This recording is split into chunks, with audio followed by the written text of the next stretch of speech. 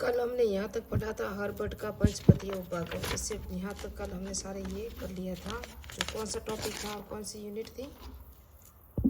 शिक्षण योजना। इसके अंदर सारा ये सब कर लिया था हमने। और मैंने कहा था हम आए थे यहाँ पर वार्षिक योजना भी हमने कर ली थी, इकाई योजना भी हमने कर ली थी, इकाई योजना, ये दैनिक पाठ योजना भी हमने कर ली थी। इसके जो सूचना परिचयात्मक और उद्देश्यों का परिभाषीकरण, ज्ञान, बोध, प्रयोग, ये सभी आपको बता दिया था।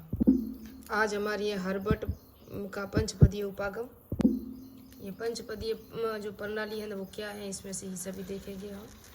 और जॉन डी की किलपैट्रिक है ना, जॉन डी किलपैट्रिक, उनके भी जितने भी उपागम है वो भी देखेंगे। अगर स्पेस रहा फोन का तो मॉरिसन उपागम भी देखेंगे, मॉरिसन उपागम, और ये चक्रीय योजना है, ये सब देखेंगे। मैंने आपको बताया था मैं सुपर फास्ट रिवीजन ही कराती हूँ क्योंकि एग्जाम नज़दीक है ना, इसलिए। उसके बाद में वापस से आराम से धीरे धीरे वापस से सारे पॉइंट वापस करेंगे हम। दैनिक पाठ योजना है ना, दैनिक पाठ योजना यह व्यापक दृष्टिकोण जिसको आधार मानकर दैनिक पाठ योजना का निर्माण किया जाए और पाठ योजना का उपागम कहलाता है। हर्बर्ट का पंचपदीय उपागम क्या है ये देखेंगे। इसके जो प्रतिपादक है J.F. हर्बर्ट, पाठ योजना का जनक भी कहा जाता है। ये 2023 में एग्जाम में आ चुका है। यह उपागम ज्ञान स्तर के शिक्षण के लिए पाठ योजना निर्मित करने हेतु दृष्टिकोण प्रदान करता है। ज्ञान स्तर के शिक्षण के लिए पाठ योजना निर्मित करने हेतु दृष्टिकोण प्रदान करता है। कौन सा? हर्बर्ट का पंचपदीय उपागम। इस उपागम के अंतर्गत तथ्य और सूचनाओं के प्रस्तुतिकरण पर बल दिया जाता है। किस पर? तथ्य और सूचनाओं के प्रस्तुतिकरण पर। पंचपदीय प्रणाली के सोपान क्या क्या है? मूल हर्बर्टीय प्रणाली के 4 पद थे। जो मूल हर्बर्ट पंचपदी थी ना, उसके कितने थे? 4 पद ही थे। कौन कौन से थे? स्पष्टता, संबंध, अवस्था प्रणाली या विधि। क्या है? स्पष्टता, संबंध, अवस्था प्रणाली और विधि। याद रखना चारों को, स्पष्टता, संबंध, अवस्था प्रणाली और विधि। हाँ, वर्तमान में हर्बर्ट पंच जो प्रणाली है ना वो 5 पद स्वीकार किए गए। पहले जो 4 थे ना मैंने बताया अभी। और पंचपदीय प्रणाली क्या क्या है? तो पहले जो 4 पद कौन कौन से थे? स्पष्टता, संबंध, प्रणाली और विधि, 4 थे। उसके बाद देखो अब हम देखते हैं, उसके बाद 5 पद स्वीकार किए गए जिसमें से स्पष्टता जिलर ने, प्रस्तावना और प्रस्तुतिकरण है ना, दोनों के क्या कहा था? स्पष्टता। और राइन ने इसे क्या कहा था? उद्देश्य कथन जोड़ा था। राइन ने इसे उद्देश्य कथन जोड़ा था। राइन भी व्यक्ति है, याद रखना ये, और ये जिलर भी व्यक्ति है। फिर तुलना है, सामान्यीकरण और अनुप्रयोग, ये 5 हैं। सर्वाधिक बल किस पर दिया था? प्रस्तुतिकरण पर दिया था। सर्वाधिक बल किस पर है? प्रस्तुतिकरण पर है। और स्पष्टता शब्द की ये बताया। उसके बाद है प्रस्तावना।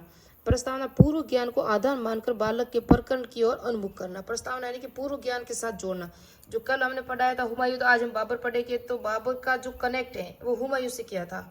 जिस तरह से हम भौतिक प्रदेश पढ़ते हैं तो शुष्क प्रदेश पढ़ते हैं राजस्थान के, या अर्ध शुष्क। शुष्क अगर पहले पढ़ेंगे तो अर्ध शुष्क और शुष्क क्या संबंध रिलेट है, इस तरह से एक दूसरे को रिलेट करके आगे हम बढ़ेंगे। फिर अरावली पर्वतमाला आएगी, फिर पूरी मैदान आएगा, फिर आड़ोती पठार आएगा। इस तरह से एक दूसरे के संबंध रिलेट हम करेंगे। तो इसे कहते हैं प्रस्तावना। प्रस्तुतिकरण विषय वस्तु को क्रमबद्ध रूप से छात्रों के सम्मुख प्रस्तुत करना। क्रम से प्रस्तुत करना। पहले जो यूनिट आई तो जैसे कि भौतिक भाग है 4, तो उसको क्रम से बांटेंगे। ये भी देख लो, अगर हर्बर्ट पंचपदीय प्रणाली उसके भी क्रम है, तो पहले प्रस्तावना, फिर प्रस्तुतिकरण, फिर तुलना आएगी। उस तरह से जो क्रमबद्ध हम पढ़ाएंगे ना उसे क्या कहते हैं? प्रस्तुतिकरण। यानी विषय वस्तु को क्रमबद्ध रूप से छात्रों के समक्ष प्रस्तुत रखना। कई बार हमें एग्जाम में आता है कि इन पहाड़ पर्वतमालाओं को अवरोही क्रम में सजाओ, कहीं आता है आरोही क्रम में सजाओ, कोई बड़े से छोटे लगा के छोटे छोटे क्रम में, कभी बड़े से छोटे छोटे क्रम में, कभी छोटे से लगा के बड़े क्रम में बांटा जाता है ना। या कहीं कहीं उत्तर से दक्षिण या दक्षिण से उत्तर, जैसा हम क्रम से जैसा बताते हैं ना कि ये पर्वतमाला उत्तर से दक्षिण कौन सी है, या पूर्व से पश्चिम कौन सी है, या दक्षिण से उत्तर कौन सी है, उस तरह से सजाया जाता है, उसे कहते हैं प्रस्तुतिकरण। और हर्बर्टीय पंचपदीय प्रणाली प्रस्तुतिकरण पर सर्वाधिक बल दिया। किस पर? सर्वाधिक, यानी क्रमबद्ध पर। विषय वस्तु को क्रमबद्ध रूप से पढ़ाना या समझाना क्या कहलाता है? प्रस्तुतिकरण। और इस पर हर्बर्ट पंचपदीय ने सर्वाधिक जोर दिया था। तुलना, तथ्य और सूचनाओं के मध्य संबंधों के आधार पर तुलना करना। सामान्यीकरण, तथ्यों की विशिष्टता, समानता का पता लगाकर सामान्यीकृत रूप से प्रस्तुत करना। अनुप्रयोग, प्राप्त सामान्यीकृत ज्ञान का प्रयोग व मूल्यांकन करना। फिर जॉन डी का उपागम क्या था? प्रतिपादक है जॉन डी व किलपैट्रिक, 2 थे। और के क्रियात्मक रूप से प्रत्यक्ष अनुभव द्वारा सीखने पर बल देते। ये किस पर रूप देते हैं? क्रियात्मक रूप से करके सीखने पर। फिर प्रत्यक्ष अनुभव यानी खुद आंखों से देख के जब मैं झरने को देखूंगा तभी उसका वर्णन करूंगा कि इस तरह से बारिश आई थी, ऐसे झरना चला था, उस तरह से बरसात ऋतु है, हमारे पहाड़ के सामने झरने चल रहे हैं, इसलिए मैं आपको ये बता रही हूँ। और मेरे घर के सामने ये दिख रहे हैं पहाड़ से। और परिस्थितियाँ उत्पन्न करना, ये सोपान है इनके, याद रखना। जॉन डीवीडी और किलपैट्रिक है ना, उनका जो क्रियात्मक रूप से प्रत्यक्ष अनुभव द्वारा सीखने पर बल देता है, इनका जो उपागम है, इनके प्रथम सोपान है परिस्थिति उत्पन्न करना, फिर योजना विषय वस्तु का चयन करना, वेरी इंपॉर्टेंट है, फिर योजना का निर्माण करना, योजना का क्रियान्वयन करना, मूल्यांकन और अभिलिखित करना। तो इन तीनों को अच्छी तरह याद रखना, पूछा ही जाता है क्रम से, इसका भी क्रम से पूछा जाएगा। परिस्थिति उत्पन्न करना किसका है?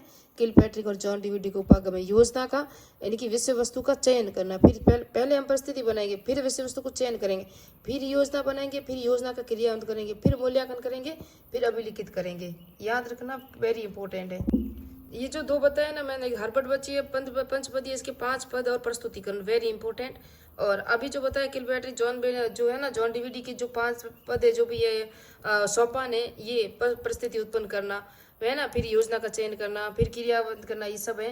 तो आप इसको याद रखना, परिस्थिति उत्पन्न करना, योजना का यानी कि विषय वस्तु का चयन करना, योजना बनाना, फिर योजना का क्रियान्वयन करना, फिर मूल्यांकन करना, है ना। इस तरह से आप क्रम से याद रखना। मॉरिसन्स उपागम है, वेरी इंपॉर्टेंट है, लेकिन वहाँ से प्रश्न आता है। मॉरिसन्स से भी कई बार आते हैं। इसके जो जनक हैं वो एच.सी. मॉरिसन्स हैं। महत्वपूर्ण पंचपदी उपागम प्लस जॉन डीवीडी किलपैट्रिक उपागम पर आधारित, इन दोनों का जो उपागम है उन पर आधारित है मॉरिसन्स का उपागम। बौद्ध स्तर के शिक्षण हेतु पाठ योजना उपागम है, ये बौद्ध स्तर पे है।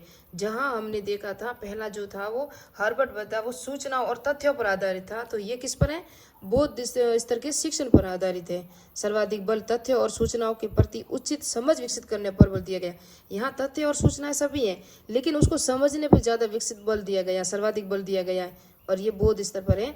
मॉरिसन्स उपागम एक चक्रीय योजना है जिसमें पूर्व परीक्षण, फिर शिक्षण, फिर मूल्यांकन, फिर उपचारात्मक शिक्षण किया जाएगा कि इसमें कहाँ गलती थी, वापस से पूर्व मूल्यांकन, पुनः मूल्यांकन होगा। पहले पूर्व मूल्यांकन परीक्षण होगा, परीक्षण होने के बाद पढ़ाया जाएगा, पढ़ाने के बाद उनका टेस्ट लिया जाएगा, जिसे कहते हैं मूल्यांकन। मूल्यांकन में देखेंगे कुछ गलतियां तो उसे उपचारात्मक शिक्षण दिया जाएगा, उसके बाद पुनः वापस मूल्यांकन किया जाएगा। इस क्रम को याद रखना। इसके पद ये परीक्षा में 100% आया है। अभी भी मैंने किसी पेपर में देखा है कि मॉरिसन्स उपागम का पहला चरण या पहला सोपान कौन सा है, तो अन्वेषण है, पूर्व ज्ञान की खोज। जैसे पूर्व परीक्षण कहा ना अभी हमने, ये पूर्व परीक्षण, तो पूर्व ज्ञान की खोज जिसे अन्वेषण कहते हैं। उसके बाद प्रस्तुतिकरण, फिर परिभाग या परिमाण या आत्मीकरण, फिर व्यवस्थापन या संगठन, वर्णन और अभिव्यक्तिकरण लास्ट में। अरे सॉरी, 5वां है, कौन सा है? 5वां है। और छठा है जब 5वां, ये 5 ही तो है ना चरण इसके, किसके? मॉरिसन्स उपागम के। पहला अन्वेषण, फिर प्रस्तुतिकरण, फिर परिमाण या आत्मीकरण। ये इसका अर्थ क्या होता है? प्राप्त ज्ञान पर समझ विकसित करना, और सबसे महत्वपूर्ण चरण यही है, परिमाण या आत्मीकरण, वेरी इंपॉर्टेंट है। तीसरा चरण व्यवस्थापन और संगठन, अबोधित ज्ञान को संगठित रूप से लिखकर व्यवस्थित करना।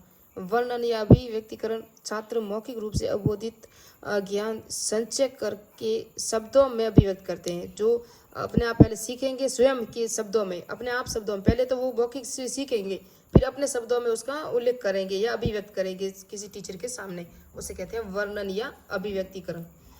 मूल्यांकन उपागम इसके ब्लूम है, BS ब्लूम प्रतिपादक है। सर्वाधिक बल शैक्षिक उद्देश्यों पर बल दिया मूल्यांकन ने, जहाँ बौद्ध स्तर पर सर्वाधिक मॉरिसन्स ने दिया था, जहाँ हर्बर्ट पंचपदीय ने दिया था, अपने अभी बताया। शिक्षण जो पाठ योजना है उस पर बल दिया, पाठ योजना थी हर्बर्ट पंचपदीय उपागम, जिसके अंदर 5 चरण थे, और तथ्यों और सूचनाओं पर ज़्यादा बल दिया उन्होंने। यहाँ जो मॉरिसन्स ने तथ्य और सूचनाओं को समझने पर ज़्यादा विकसित बल दिया। और यहाँ पर हम देखेंगे ये है BS ब्लूम, जिन्होंने शैक्षिक उद्देश्यों पर सर्वाधिक बल दिया। शैक्षिक उद्देश्यों का निर्धारण, शिक्षण अधिगम अनुभव प्रदान करना, शिक्षण अधिगम अनुभव प्रदान करना और मूल्यांकन करना। ये इसके सोपान वेरी इंपॉर्टेंट है, तीनों के सोपान याद रखने हैं आपको। भारतीय उपागम RCEM उपागम, यह शैक्षिक उद्देश्यों पर आधारित उपागम है। इसके सोपान अदा, प्रक्रिया, प्रदा, इनपुट, प्रोसेस, आउटपुट। इंग्लिश में याद रखना, कभी नहीं भूलोगे, इनपुट, आउटपुट और प्रोसेस।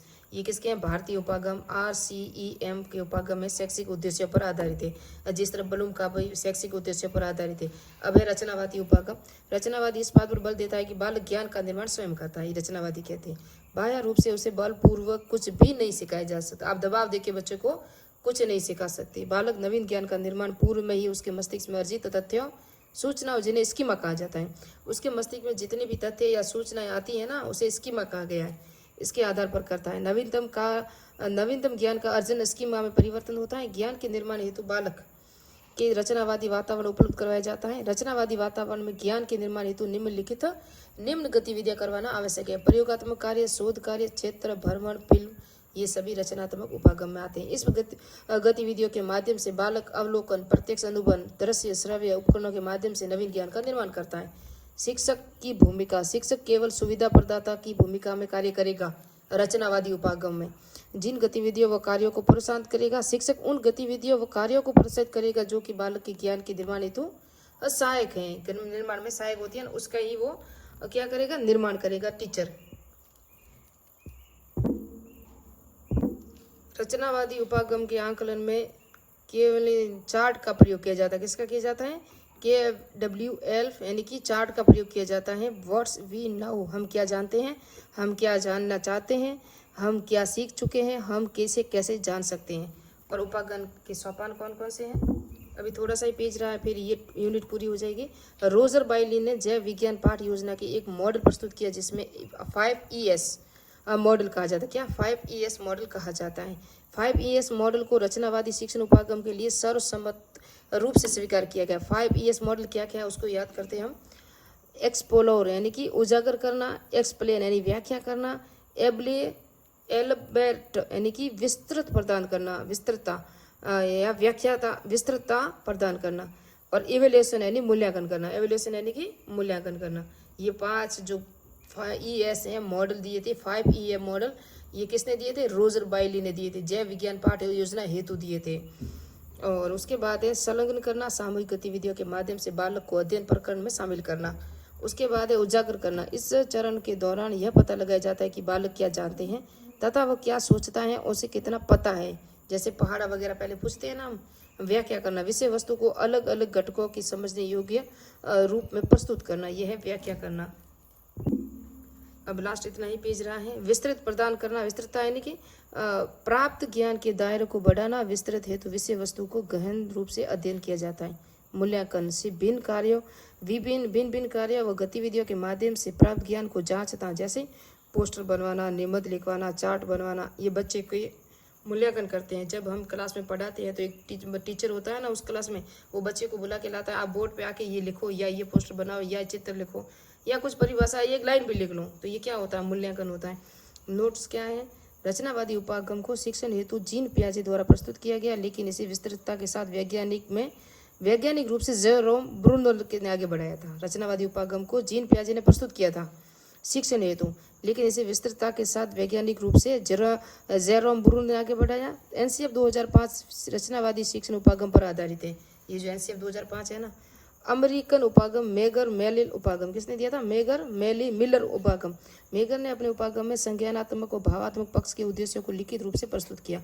मेगर ने अपने उपागम में क्रियात्मक पक्ष के उद्देश्यों को लिखित रूप से प्रस्तुत किया। मेगर ने अपने जो पक्ष दिए थे वो था। अब ये यूनिट है ना पूरी हो गई। 3 पार्ट हो गए इसके। एक तो मैंने अपने फ़ोन से बनाया था, तो वो तो उसकी क्लियरिटी और आवाज़ अच्छी नहीं थी, तो वापस से मैंने दूसरा बनाया इस फ़ोन से, जो मैं रात दिन फ़ोन जिसका लेती हूँ। फिर से ये दूसरा पार्ट है इसी फ़ोन से। अब आपको सही दिखाई दे रहा है या आवाज़ दे आ रही पता नहीं, लेकिन आज हमारी जो शिक्षण योजना यूनिट ये पूरी हो चुकी है। अब शिक्षक के गुण वगैरह एक यूनिट रही है। मैंने जो कहा था वो पढ़ाने का, उसमें से एक यूनिट रही है जो ये सिलेबस है, तो यहाँ मैंने पढ़ा दिया ना। ये पाठ्यचर्या निर्माण की संकल्पना सिद्धांत NCF 2005, इसका एक ही वीडियो मैंने पूरी करवा ली। और मैंने ये पढ़ाया आज बड़ी शिक्षण योजना, दो दिन में से यही पढ़ा रही हूँ। शिक्षण योजना, मिके योजना, दैनिक पाठ योजना पूरे पढ़ा दी मैंने। अब मुझे पढ़ानी सामाजिक विज्ञान के शिक्षक और गुण और शिक्षक के गुण विशेषताएं। एक ही यूनिट में छोटा सा वीडियो बनेगा तो मैं उसकी पूरी करवा लूँगी। उसके बाद मैं कुछ नहीं पढ़ाऊँगी, मैं खुद थोड़ा सा रिवीजन करूँगी। और आप अपना रिवीजन करें, जितना टाइम हो सके रिवीजन करो, क्योंकि एग्ज़ाम बहुत नज़दीक है। लेकिन आपको टेंशन लेने की ज़रूरत नहीं है। 2nd ग्रेड का एग्ज़ाम भर्ती वापस आ चुकी है। 12 जुलाई से वापस से एग्ज़ाम होंगे 2026 में। 2026 में 2nd ग्रेड लेकर ही रहेंगे। मिलते हैं नेक्स्ट पार्ट में। मेरी तरफ से आपको बहुत बहुत मोटिवेशन हो। हमेशा आप मोटिवेशन ही रहें, कभी भी आप नेगेटिव ना सोचें। पॉजिटिव सोचोगे तो पॉजिटिव ही रहोगे, नेगेटिव सोचोगे तो नेगेटिव ही रहोगे। नेगेटिविटी से हमेशा दूर ही रहना है।